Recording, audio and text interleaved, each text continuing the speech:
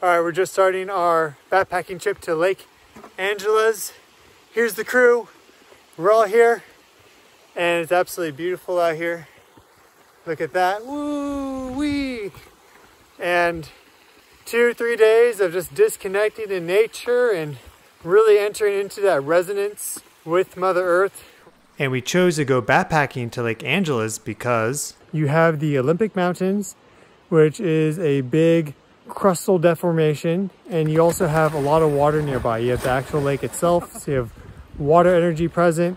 You're also close to the Pacific Ocean, which generates a lot of very low frequency, high amplitude surface waves. So this part of Washington is surrounded by a lot of amazing energy, including Pacific Northwest rainforest energy. We're all really excited to be backpacking to Lake Angeles. It's a fairly short backpacking trip. It's only like 3.5 miles in. There will be a really great place to decharge and to ground to these very strong raw earth energies. So what is grounding or earthing? I've written about it on my website on wildfreeorganic.com. And what earthing and grounding is basically reducing your charge to baseline. Everybody has a bioelectrical system, and this is your brain, your nervous system, your endocannabinoid system, your muscular and fascial system. They all run on electrical impulses. And your brain especially is a huge conductor of electricity, as is your heart, which is of course what keeps you going.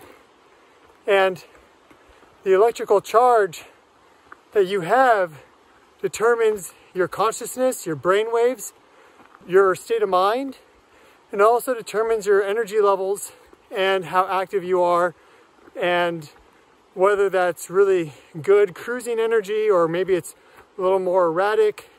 If you have too much excess charge, then you'll have health and wellness problems that can really amplify and turn into disease.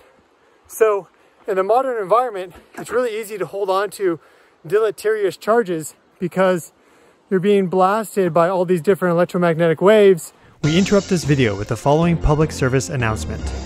Not only are there visible light waves from the TV striking your eyes, but also radio waves transmitting from a nearby station, and microwaves carrying cell phone calls and text messages, and waves from your neighbor's Wi-Fi, and GPS units in the cars driving by. There is a chaos of waves from all across the spectrum passing through your room right now.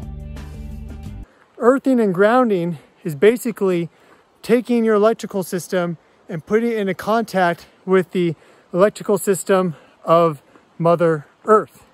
It is very conductive, and compared to a human, it has a negative charge. It's a lower charge than a human. So we are positive and the Earth is negative. So you will, if you're grounding, release a lot of your excess positive charge to Earth.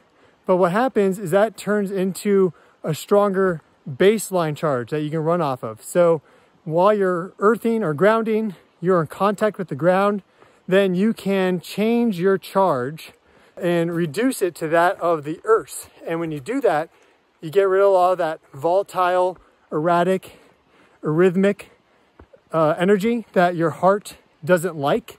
It likes to have a very regular heartbeat, and it's very restorative for the body. So you will often go into a very deep state of relaxation, or maybe even a nap. Like anytime I ground in a nice natural area, I usually go pretty deep. And then when I wake up, I'm almost a little groggy because it takes time for your electrical system to come back online in a forceful way. But when you do, it feels amazing because your body's had a chance to completely reset and equilibrate its charge across all your different systems, your organs, your brain, your heart, fascial tissues, nervous system, etc. So earthing and grounding is really important to do, especially in the context of modern civilization, and being in nature like this is the ideal place to go because you're just completely surrounded in it.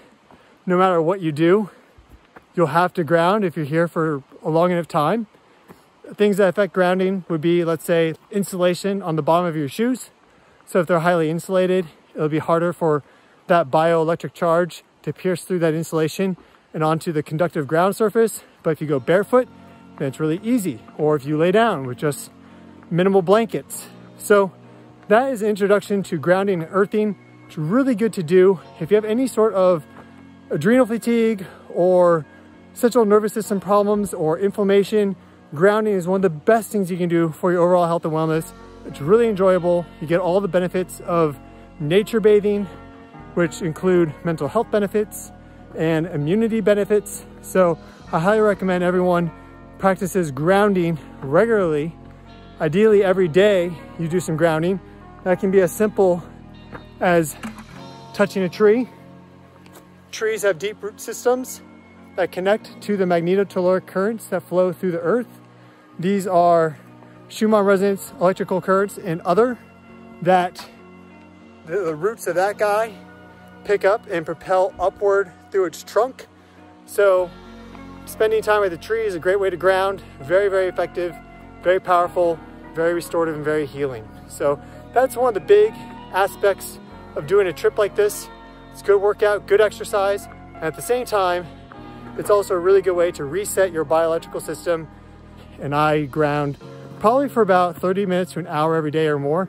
Depends on how much I'm gardening, really. But it can be as simple as going to a park, laying out a blanket, and just relaxing. Your hands and feet are packed with nerve endings, and placing those electrical paddles in contact with the earth or simply laying on the ground transitions you from a stressful sympathetic state to a restful parasympathetic state.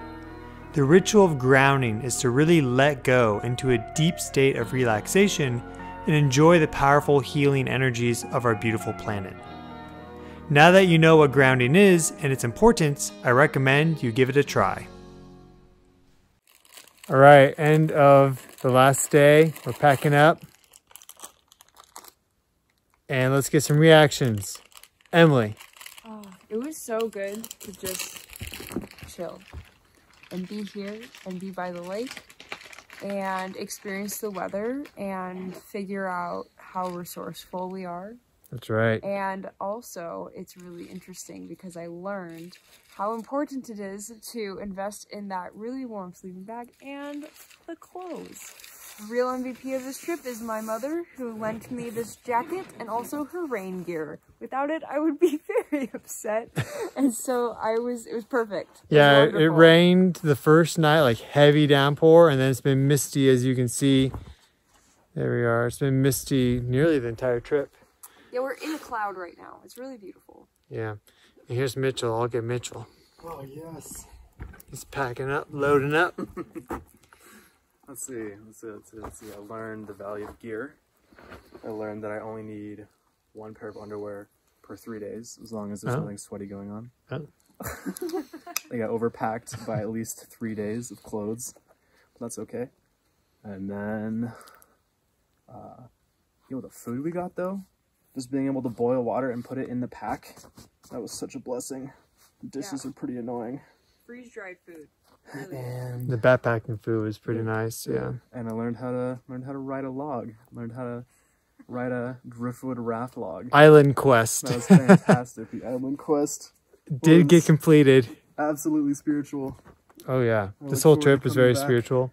A lot of big downloads, and thank you and blessings to nature and Mother Earth, Gaia, all the plants and animals that live here, the spirit guardians that we encountered, the toad, the newt, the squirrel, the bunny, the chipmunk, the bear.